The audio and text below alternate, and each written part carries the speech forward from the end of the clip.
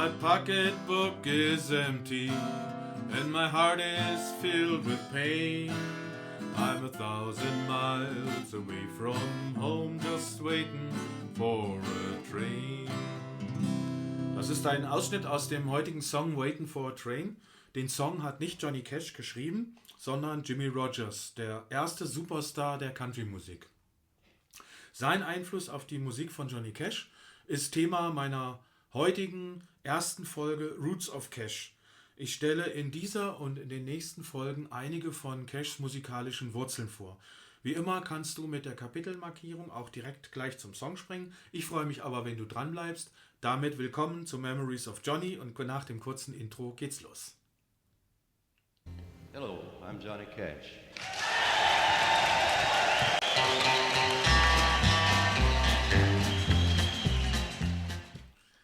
Jimmie Rodgers wurde 1897 geboren und starb bereits im Alter von 35 Jahren an Tuberkulose. Seine professionelle musikalische Karriere dauerte gerade mal 6 Jahre. Trotzdem hat er in dieser kurzen Zeit so viele essentielle Stücke geschrieben und gesungen und seinen eigenen musikalischen Stil geprägt, dass er offiziell als Vater der Country-Musik gilt. Fast alle Country-Musiker der 40er bis 60er Jahre haben sich an ihm orientiert oder sich auf ihn berufen. Viele damalige Größen wie Webb Pierce, Hank Snow oder auch Dolly Parton haben mit Coversongs von Jimmie Rodgers große Erfolge gehabt. Einige von Rodgers Songs werden bis in die heutige Zeit hinein noch gecovert. Und dazu gibt es eine Reihe von Tributalben, zum Beispiel von Merle Haggard oder auch sogar von Bob Dylan. Der erste große Hit von Rodgers hieß T for Texas, erschien 1927 und verkaufte sich auf Anhieb 1 Million Mal, für die damalige Zeit ein Riesenerfolg. Als Rodgers 1933 gestorben ist, war der junge John gerade erst einmal 15 Monate alt. Der musikalische Einfluss begann also auch später, nämlich als die Cashs sich auf der Baumwollfarm in Dyers das erste batteriebetriebene Radio gekauft haben. Schau dir bitte dazu gerne auch nochmal meine Folgen zu Johnnys Kindheit und Jugend an. Jimmie Rodgers arbeitete bei der Eisenbahn als Bremser, bekam den Beinamen Singing Brakeman. Er musizierte zunächst nebenbei, erhielt dann 1927 die Diagnose Tuberkulose. Er musste bei der Bahn kündigen und machte fortan hauptamtlich bis zu seinem Tod Musik. Er war der erste Sänger, der auch persönliche Erfahrungen in seinen Songs verarbeitet hat. Zur Eisenbahn konnte er reichlich beitragen, aber auch zu seiner Krankheit wurde er mit einem Blues sehr erfolgreich, einem Tuberkulose-Blues, abgekürzt auf Englisch TB Blues. John Cash hatte bereits als Kleinkind ein Faible für die Eisenbahn, weil in dem damaligen Haus in Kingsland eine Eisenbahnlinie direkt am Haus entlang fuhr.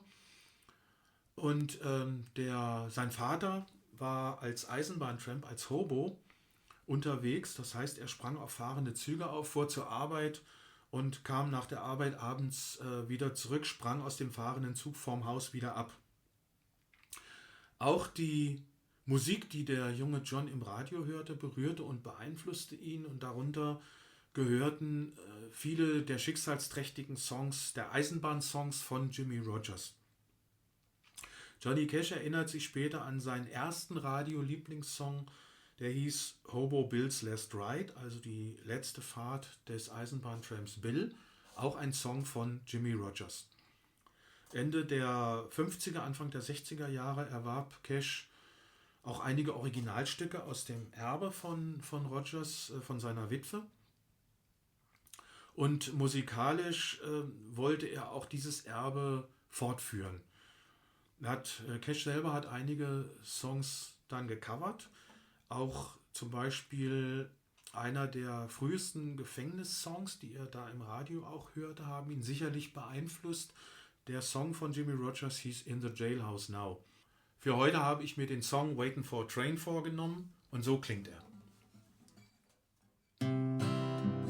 All around the water tank, waiting for a train, 1,000 miles away from home, sleeping in the rain.